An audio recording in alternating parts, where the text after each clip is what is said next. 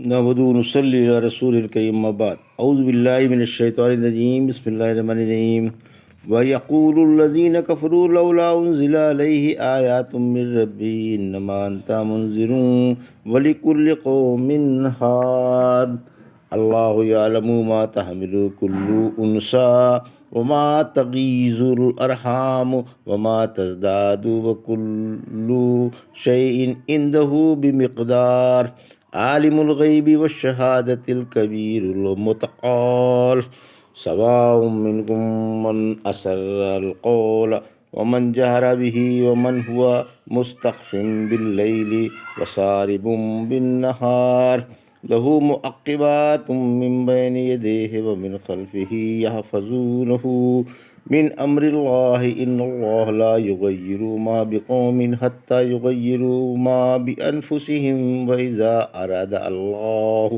بقوم سوءا فلا مرد له وما لهم من دونہ من قول۔ ابھی آپ نے سورہ رعد کی آیت 7 سے 11 کی تلاوت سماعت فرمائی۔ ان آیتوں کا ترجمہ اور تفسیر اس طرح ہے: وَيَقُولُ الَّذِينَ كَفَرُوا لَوْلَا أُنزِلَ عَلَيْهِ آيَاتٌ مِّن رَّبِّهِ إِنَّمَا أَنتَ مُنذِرٌ وَلِكُلِّ قَوْمٍ هَادٍ۔ آیت 7 ترجمہ: کافر کہتے ہیں کہ اس پر اس کے رب کے پاس سے کوئی نشانی کیوں نہیں اتاری گئی؟ آپ تو صرف آگاہ کر دینے والے ہیں اور ہر قوم کے لیے ایک رہنما ہے۔ یہ ترجمہ تھا سورہ رعد کی آیت 7 کا تفسیر۔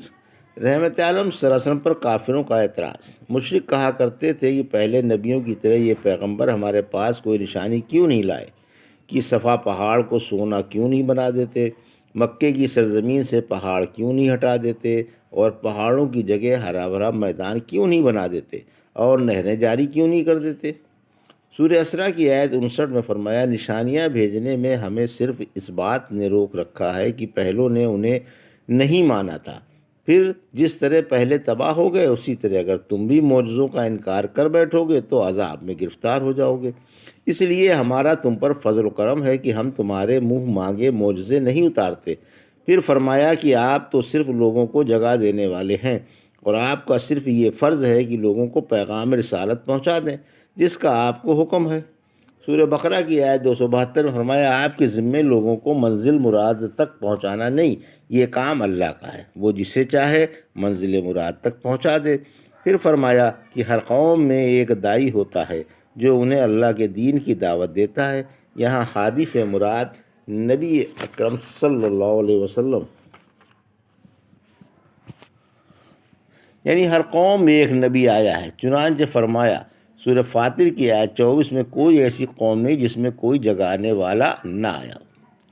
اللہ یعلم ما تحمل کل انثی وما تغیض الارحام وما تزداد وکل شیء عنده بمقدار۔ آیت 8 عالم الغیب والشہادۃ الکبیر المتعال۔ آیت 9 ترجمہ: اللہ ہی اس بچے کو جانتا ہے جو ہر مادہ اپنے پیٹ میں رکھتی ہے، اور پیٹ کا گھٹنا بڑھنا بھی اسی کو معلوم ہے۔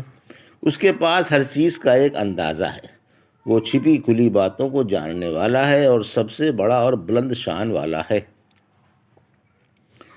یہ تھا ترجمہ آیت 8 اور 9 کا تفسیر۔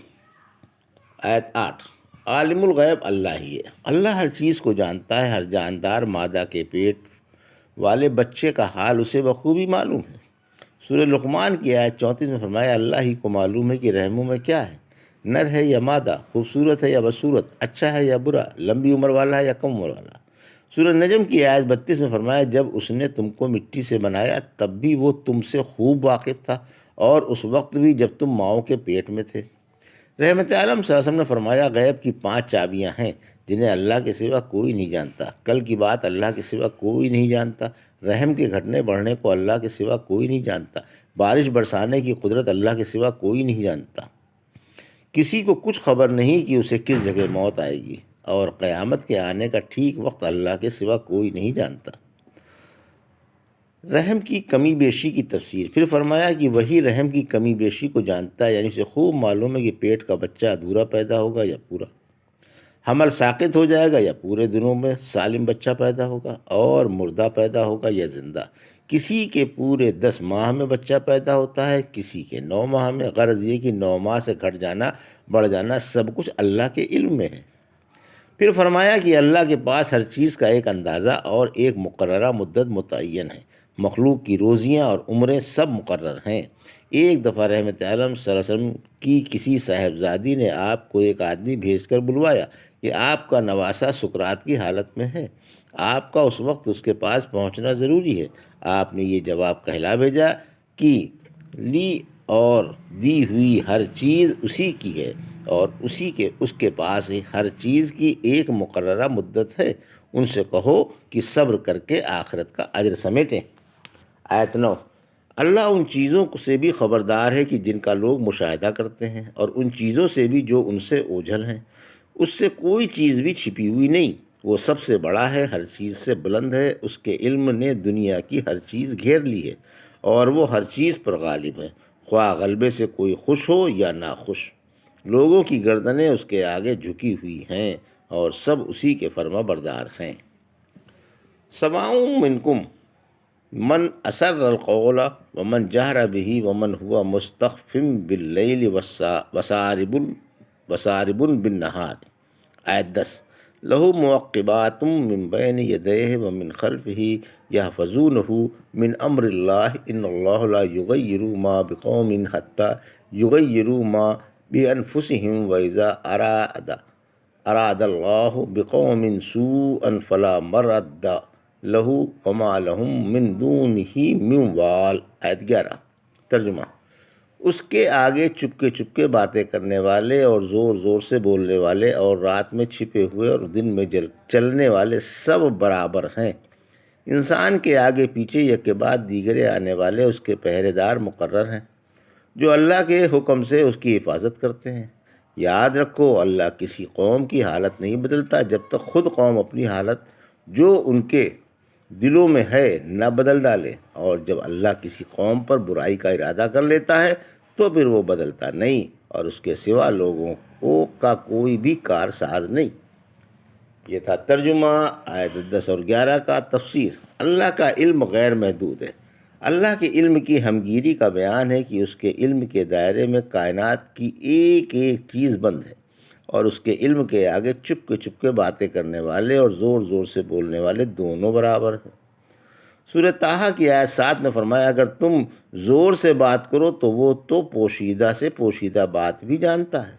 سورہ نحل کی آیت 25 میں فرمایا، خواہ تم چھپاؤ یا کھولو وہ تو سب کچھ جانتا ہے۔ صدیق ارزانہ وہ ذات پاک ہے جس کی سماعت تمام آوازوں پر غالب ہے۔ ذرا غور تو کرو، ایک جھگڑے والی عورت اپنے شوہر کی شکایت رسول اللہ صلی اللہ علیہ وسلم سے اس قدر آہستہ آہستہ کر رہی تھی کہ میں بھی باوجود کمرے میں موجود ہونے کے اس کی کوئی بات نہیں سمجھ سکتی تھی، لیکن اللہ نے آسمان سے، سورہ مجادلہ کی آیت 1 ہے، اللہ نے اس عورت کی گفتگو سن لی ہے جو آپ سے اپنے شوہر کے بارے میں جھگڑ رہی ہے اور اللہ سے شکوہ کر رہی ہے، اور اللہ تم دونوں کی گفتگو سن رہا ہے۔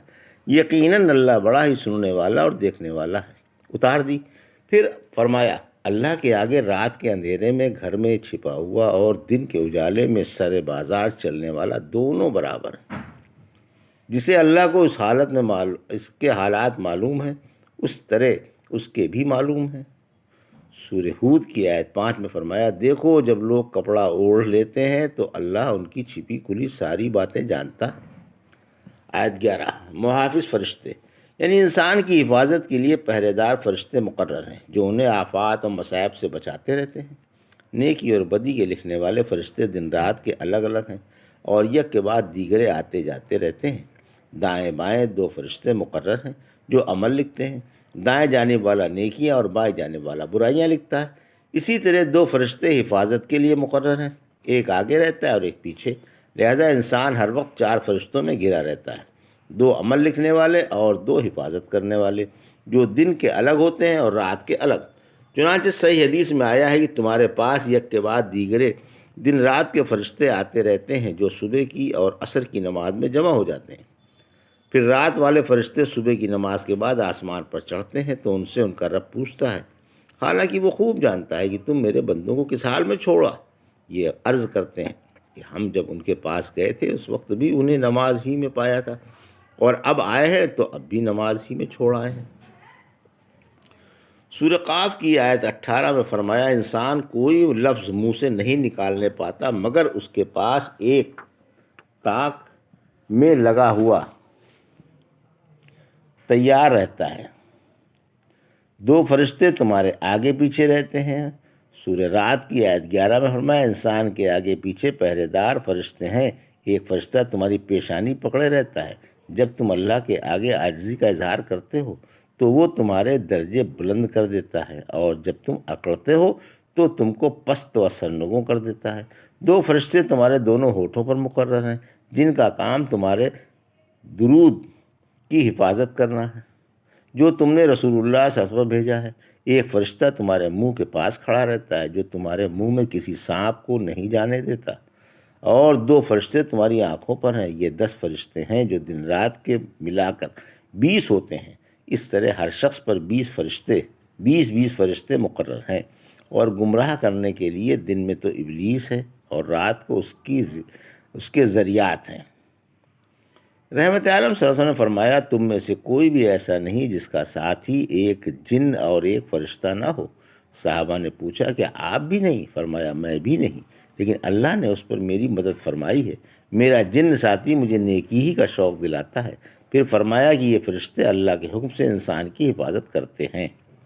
ابو امامہ رضی اللہ تعالیٰ فرماتے ہیں کہ ہر انسان کے ساتھ ایک محافظ فرشتہ ہے جو اس کو تقدیری حوادث کے علاوہ ہر حادثے سے بچاتا ہے۔ قبیلہ مراد کا ایک شخص علی رضی اللہ عنہ کے پاس آیا، آپ نماز میں مصروف تھے، کہنے لگا پہرے دار مقرر کر لیجئے، ہمارے قبیلے کے لوگ آپ کو مار ڈالنے کی فکر میں ہیں۔ فرمایا ہر شخص پر غیر تقدیری حوادث کی حفاظت کے لیے فرشتے مقرر ہوتے ہیں جو اس کی حفاظت کرتے رہتے ہیں۔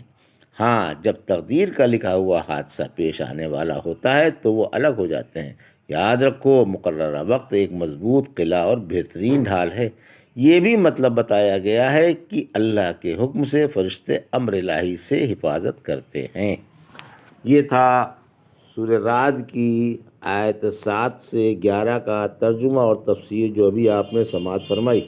بارک اللہ لی ولکم فی القرآن الحکیم ونفعنا ایاکم بآیات الذکر الحکیم۔